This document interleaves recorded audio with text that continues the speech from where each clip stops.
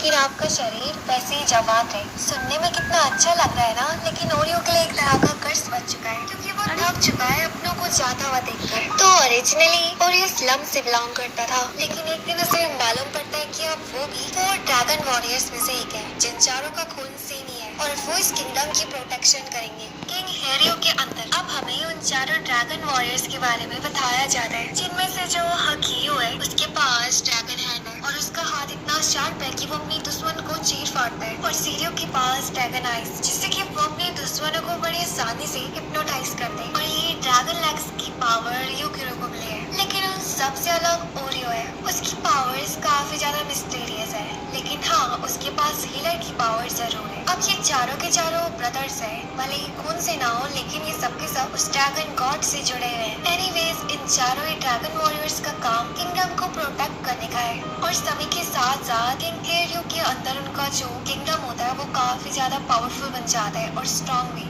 Oreo को ऐसा लगता था हमेशा से कि उन चारों भाई में से वो सबसे ज्यादा कमजोर है क्योंकि उसकी पावर्स यूजलेस है। लेकिन इसके बावजूद भी उन सब ने उसे कभी ऐसा महसूस नहीं होने दिया कि वो उनसे अलग है। इवन के किंग हेरियो भी ओरियो को सबसे ज्यादा अच्छा ट्रीट करते थे, क्योंकि शायद उसे एक बात मालूम थी जो कि ओरियो को अभी नहीं पता। वो ओरियो को उस जगह में गले लगाकर उससे कहते हैं कि कभी भी अपने आप को जिंदगी में ये मत समझना कि तुम किसी भी काम की नहीं हो, क्योंकि ये तो बस स्टार्टिंग है, आगे तुमने बहुत सारी मुसीबतों का सामना अकेले करना है। और इसके बाद वो ओरियो को अपना एक काफी कीमती ट्रेजर दे देता है। किंग हेरियो का ये बिहेवियर उसे समझ में नहीं आता कि आखिर उसका क्या मतलब था, मुझे फ्यूचर में अकेले काम करना होगा। तभी उसी वक्त एक बंदा आकर उन्हें बताता है कि उनके किंगडम के ऊपर अटैक हो चुका है। इस बात को सुनकर किंग हेरियो उस जगह उन तीनों को भेज देता है, सिर्फ उसे ओरियो को छोड़कर, क्योंकि वो तीनों ही पूरी आर्मी के लिए अकेले ही काफी थे। हम देखते कि वार में वो तीनों के तीनों अकेले ही सैकड़ों की संख्या में मौजूद आर्मी के लिए काफी थे। लेकिन इसके बावजूद वो थे तो इंसान ही, चोट लगती है तो दर्द उन्हें भी होता है। उस दिन पहली बार था जब उनके दुश्मन उनके ऊपर भारी पड़ जाते, उन्हें ना चाहते हुए भी पीछे हटना पड़ता है। ओरियो उस जगह अपने भाइयों को बैकअप प्रोवाइड कराकर जब वापस ले जा रहा होता है कि अचानक से उनका दुश्मन ओरियो की छाती में अटैक कर देता है, जिस वजह से उसका दिल कट जाता है उसकी छाती के साथ, जिसे देखकर ओरियो को लगता है कि शायद अब वो मरने वाला है। लेकिन कुछ ही सेकंड्स में उसका वो जख्म खुद ब खुद हील हो जाता है। अपनी ऐसी पावर को देखकर वो काफी शॉक होता है, क्योंकि उसे नहीं मालूम था कि उसके पास इतनी गॉडली हीलिंग पावर्स है। वेल, इस इंसिडेंट के पास समय बीतने लगता है, काफी सारी वॉर्स होती है और वो किंगडम अभी भी टिका रहता है। लेकिन धीरे धीरे करके वो ड्रैगन वॉरियर्स बूढ़े होने लगे थे, साथ ही साथ किंग हेरियो भी, जिनकी तबीयत अब काफी ज्यादा खराब थी। उन सब भाइयों से ओरियो ही सिर्फ अकेला था जिसकी उम्र थोड़ी सी भी नहीं बढ़ी,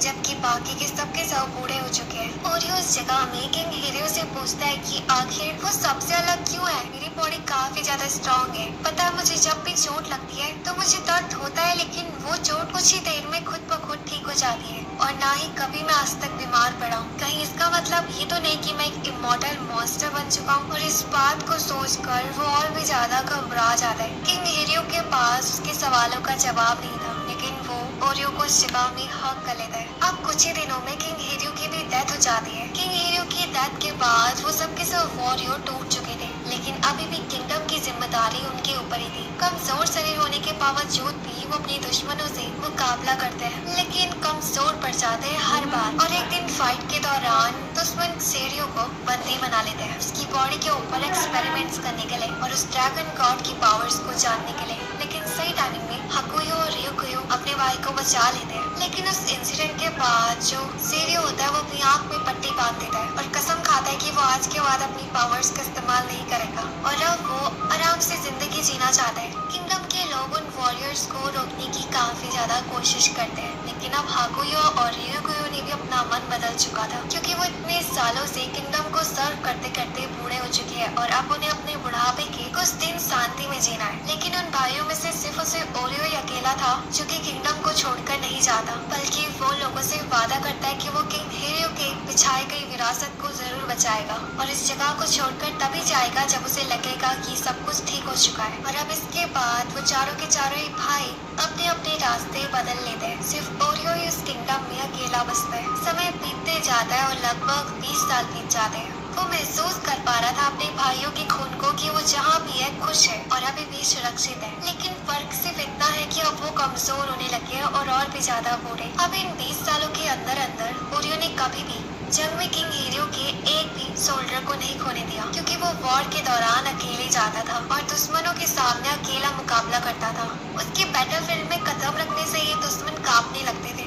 एक दिन वॉर के दौरान ओरियो नोटिस करता है कि वो महसूस कर पा रहा है कि उसके भाइयों की जिंदगी अब खत्म होने लगी है और धीरे धीरे करके वो सब मरने लगते हैं। इस बात को महसूस करके वो काफी ज्यादा रोता है, इसलिए नहीं कि उन्हें अब उनकी जिंदगी से मुक्ति मिल रही है, बल्कि इसलिए कि वो इस दुनिया में अकेला रह गया। इतने सालों से किंगडम को सर्व करने के बाद भी किंगडम के लोग ओरियो को ऐसे नजरों से देखते थे जैसे कि वो किसी तरीके का मॉन्स्टर हो। उसे देखकर लोग बात करते थे कि उन सारे ड्रैगन वॉरियर्स में सिर्फ और सिर्फ वही अकेला बचा है। लेकिन जब उनके किंगडम को एक नया राजा मिल जाता है तो ओरियो अपनी जिम्मेदारी को छोड़कर जाने लगता है। किंग हेरियो का दिया गया ट्रेजर पैलेस में वापस लौट आते हुए, लेकिन आधे रास्ते में वो ट्रेजर वापस से उसके पास आ जाता है तो उसे एहसास होता है कि शायद ये किंग हेरियो के लिए ब्लेसिंग्स है मेरे साथ, और या फिर कोई अधूरा मिशन जो कि अभी भी मुझे पूरा करना है। समय के साथ साथ ओरियो अकेले रहने लगा था, एक ट्रैवलर की तरह, लेकिन वो महसूस कर पा रहा था कि उसके कुछ नए ब्रदर्स जन्म ले रहे हैं, यानी कि ड्रैगन्स के ब्लड लाइन अभी भी खत्म नहीं हुई है, बल्कि वो जनरेशन से जनरेशन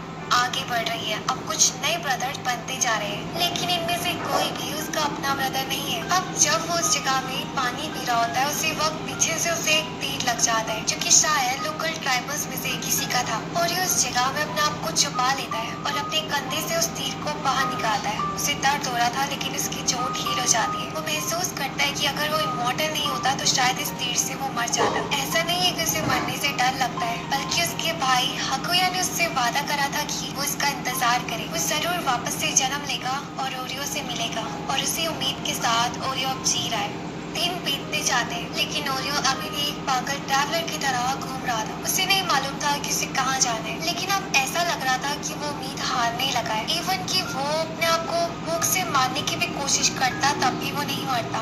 उसने जीने की सारी उम्मीदें छोड़ ली थी, लेकिन एक दिन एक लड़की उसे जमीन में पड़ा हुआ देखकर उसे अपने घर ले जाती है। उसका नाम काया था और वो जंगल में अकेले रहती है। वो अपना थोड़ा बचा हुआ फूड भी ओरियो को दे रही होती है, लेकिन ओरियो उससे कहता है कि प्लीज मत करो, मुझे नहीं जीना है, अब मैं थक चुका हूँ इस जिंदगी से, आखिर तुम मेरे दर्द को कैसे समझोगी। काया उसकी बातों को सुनकर काफी ज्यादा हैरान होती है। अब आर्यो को जब ये बात मालूम पड़ती है कि काया खुद भी काफी ज्यादा बीमार है और उसे एक रेयर जेनेटिक इलनेस है जो चीज छूने से भी फैलती है, इस वजह से उसके गांव वालों ने उसे बाहर निकाल दिया। लेकिन तब भी तो वो इस जंगल में अकेले रह रही है। इतनी खतरनाक इलनेस के बावजूद भी वो अपनी जिंदगी के दिन खुशी से जी रही है। उसे तो खुद भी नहीं मालूम कि वो कब मर जाएगी। उसकी ऐसी बातों को सुनकर आर्यो को उसके ऊपर बुरा लगता है कि वो फालतू में उसके ऊपर चिल्लाया, जबकि वो तो बस उसकी मदद कर रही थी। काया उससे कहती कि मैं तुम्हें नहीं रोक रही, तुम जा सकते हो, लेकिन आर्यो अब इस चीज के लिए बिल्कुल भी तैयार नहीं होता, कहते हुए कि तुमने मेरी मदद करने की कोशिश करी थी, मेरी बारी है। अब उस दिन के बाद से वो दोनों के दोनों ही उस जगह में साथ में रहते हैं और एक दूसरे की मदद करते हैं। इन दिनों वो दोनों के दोनों ही अपने पास्ट के सारे दुखों को भूल जाते हैं। इवन की आर्यो नोटिस करता है कि अब जीना उसके लिए इतना ज्यादा हार्ड नहीं है। आर्यो जंगलों की कीमती चीजों को बेचकर पैसे कमाता था।